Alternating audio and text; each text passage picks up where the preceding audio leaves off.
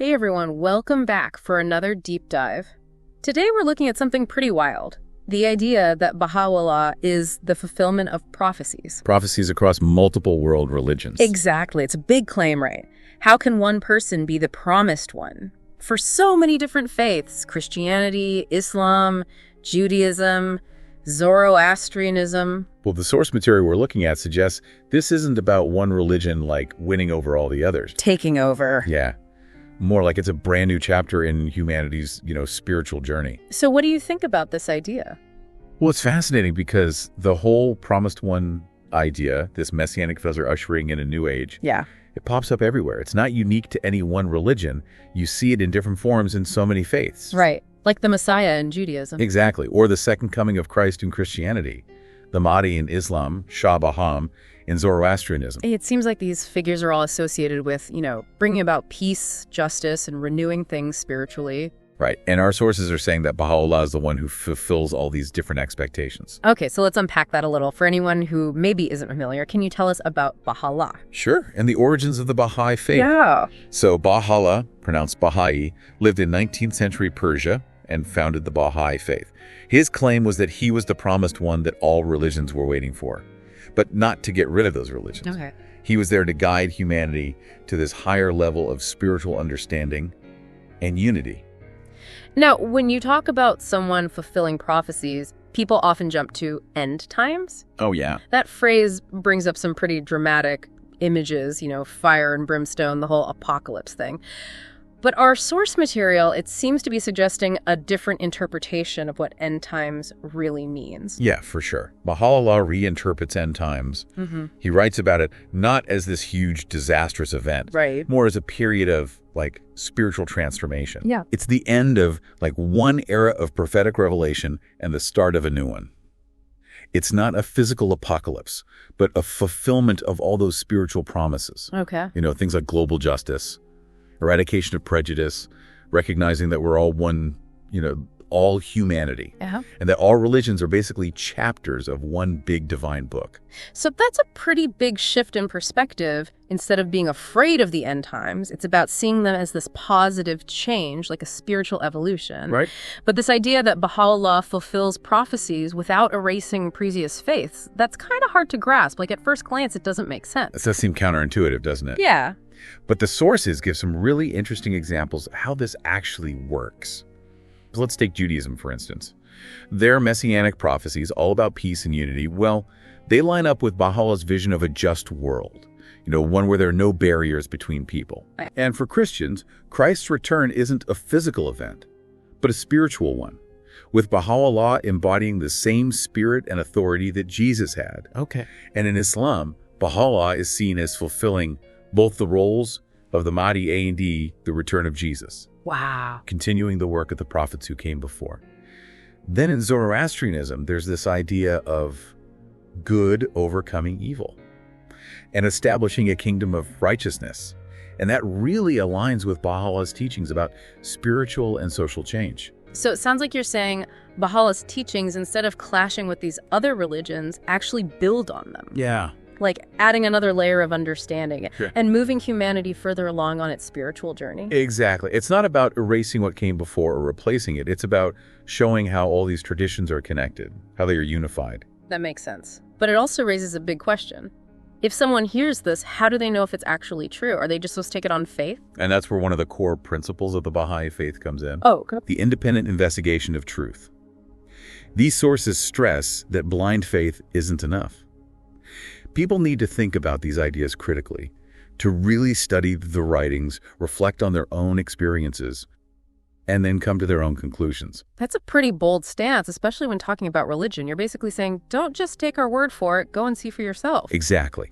It's about giving people the power to control their own spiritual path, to actively seek out the truth, rather than just accepting dogma blindly. Is this idea of independent investigation, is this a totally unique thing to the Baha'i faith? Or do you see it in other religions too? That's a really interesting question. Well, the Baha'i faith really emphasizes independent investigation. You can definitely find pieces of it in other traditions too. Okay. Many spiritual paths encourage introspection. Right. Critical thinking, personal experience, those are all part of the journey. That's fascinating. It seems like this principle of independent investigation could have some pretty big effects, not just for individuals, but for society as a whole, especially now in a world that feels more and more divided. Absolutely. Encouraging everyone to investigate truth for themselves could be a powerful tool. It could really help people understand each other and break down those barriers between people with different beliefs and backgrounds. All right, let's take a pause here and think about what we've covered so far. We talked about Baha'u'lláh fulfilling prophecies, not by replacing other faiths, but by bringing a new level of understanding. We also talked about how important independent investigation of truth is, which is a core idea in the Baha'i approach. But there's still so much more to talk about. When we come back in part 2, we'll go deeper into what all this means and how this idea of fulfillment through Baha'u'lláh changes how we think about religion. Don't go anywhere. And we're back for part 2 of our deep dive. We've been talking about some really interesting ideas about Baha'u'lláh and how he fulfills these religious prophecies. Yeah. It's like this unique perspective that says his teachings don't cancel out other faiths. They actually show a deeper unity that's already there between them. And that ties into this idea of progressive revelation, right? Yeah, exactly. It's a big deal in the Baha'i faith. The idea that God's truth is not just this one static thing, revealed all at once. Right.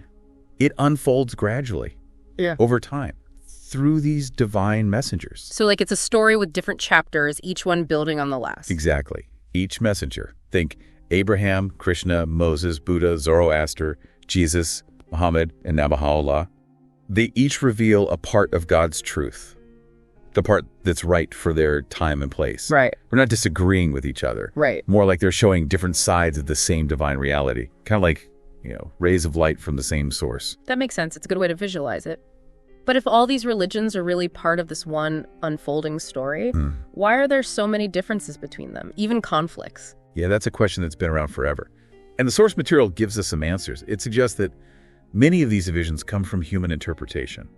And unfortunately, sometimes manipulation of the original teachings. Oh, okay. Like over time, interpretations become rigid dogma, and the focus shifts away from those core spiritual truths towards, just the outward stuff, the forms and rituals. So it's not the messages themselves that are dividing people. It's how people have interpreted them or even twisted them to fit their own agendas. Right.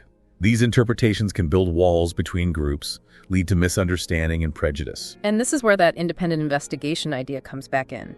It's about moving beyond those layers of human interpretation and connecting directly with the real heart of the teachings. Absolutely. When people study these writings with an open mind, a sincere heart, they can start to see those common threads, the unity that connects them.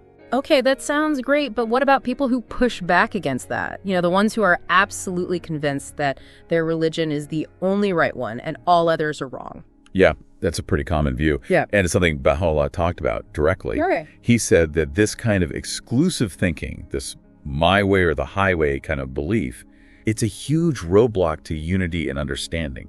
It's like you're only looking at one tiny piece of a big, beautiful mosaic. And missing the whole picture. Exactly. So the idea of progressive revelation is not about saying, this religion is better than that one. Right. It's about recognizing them as different expressions of the same truth, unfolding and evolving over time. You got it. And this way of thinking has big implications for how we see and interact with people of different faiths. It encourages dialogue, respect, understanding, instead of all that division and conflict. So it's a shift away from us versus them. Yeah. Towards recognizing our shared humanity and spiritual heritage.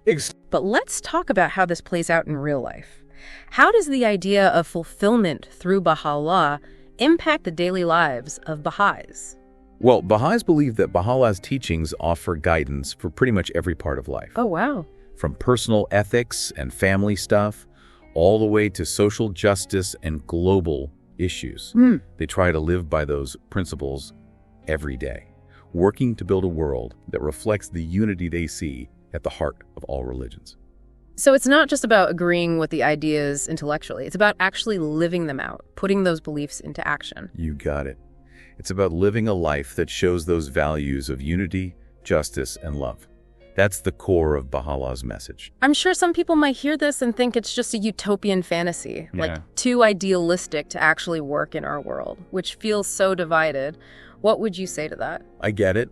It's a bold vision, and making it real won't be easy. But the sources say this transformation starts with each individual person. Like looking inside ourselves, checking our own biases and prejudices, and working to build those bridges with people who are different from us. So it's not enough to just wait around for some big political or social solution. Nope. Real change has to begin with us, at a personal level. Okay, but some people might say that focusing on individual change is too slow, especially when we've got these urgent global problems like poverty, conflict, climate change. How can personal change fix those things? Yeah, I see your point. But think about it. If we want to find real, lasting solutions to those problems, don't we need a change in how we treat each other, how we treat the planet? This individual transformation isn't about ignoring those big issues. Okay. It's about developing the qualities and values we need to solve them, like compassion, collaboration, a sense of responsibility for the whole world. So it's not that individual transformation is a distraction from those global challenges. It's actually like a foundation. Yes. It's the foundation for a world where we're better able to solve them together. Yeah. So it's about building this culture of unity and cooperation, recognizing that we're all connected and that we depend on each other to thrive. Exactly. This has been a really eye-opening conversation. We've unpacked some complex stuff about religious fulfillment and the potential for unity. When we come back for that. Imagine a world where prejudice is fading away, where people from all walks of life are treated with respect. It doesn't matter your race, your religion, anything. Everyone's treated with dignity. A world where we celebrate our differences but also see our shared humanity. Where those things that divide us, they become bridges for connection and understanding. It sounds amazing, but incredibly difficult to achieve. How do we get from where we are now with all this conflict and division to that kind of harmony? It seems like a huge leap. It does, doesn't it? But the source material suggests it starts with each one of us. Looking inward, examining our own biases and prejudices, and really making an effort to build bridges with people who are different from us. So you're saying we can't just sit around waiting for some big political or social solution to fix everything. Real change has to start at a personal level. That's a key point. While those big systemic changes are important, they won't last unless we change our individual attitudes and behaviors. It's realizing that we all have a part to play in creating a more just and peaceful world. Some people might argue that focusing on individual change is too slow. When we're facing all these urgent global problems, poverty, conflict, climate change, how can personal transformation address those huge issues? It's a valid point, but consider this. If we want lasting solutions to those problems, we need a fundamental shift in how we relate to each other and to the planet. This personal transformation isn't about ignoring those issues. It's about cultivating the qualities and values we need to tackle them effectively. So things like compassion, collaboration, a sense of responsibility for the whole planet. Exactly. So it's not that working on ourselves distracts us from dealing with global challenges. It's actually a necessary step. It lays the groundwork. It's creating a world where we're better equipped to solve those problems together. So it's fostering a culture of unity and cooperation, recognizing our interconnectedness, and acknowledging that we rely on each other to truly thrive. Absolutely. Okay, individual transformation is the foundation, but what are some concrete examples of what this vision of unity might look like in practice on a larger scale? The source material highlights some key areas. It envisions a world where we approach those global challenges through cooperation instead of competition. Nations working together, sharing resources and expertise to solve things like poverty, hunger, and environmental damage. It's a powerful image, a world where collaboration trumps conflict, and global solidarity is the driving force behind our actions. But honestly, how realistic is that? How do we actually get there from here? It's certainly a bold vision, and it won't be an easy path. But the Baha'i teachings say this kind of unity is not just a dream. It's a crucial stage in humanity's evolution. And it begins with each of us choosing to embody those values in our own lives every single day. So it's not about naive optimism. It's about actively working toward that future, step by step, even when things get tough. Exactly. It's about believing that unity is possible, and then putting in the work to make it happen. Wow, this deep dive has given us a lot to think about. As we wrap up, I want to leave our listeners with a final thought. We've talked about a world where religion promotes unity instead of division, a world transformed by individual acts of compassion and a collective commitment to the well-being of everyone. If this is really where we're headed, what does that mean for each of us? What role do we want to play in shaping this future? And what steps can we take right now to contribute to a world where, as Baha'u'lláh wrote, the earth is but one country, and mankind its citizens? Thanks for joining us on this deep dive. Keep those questions alive. Until next time.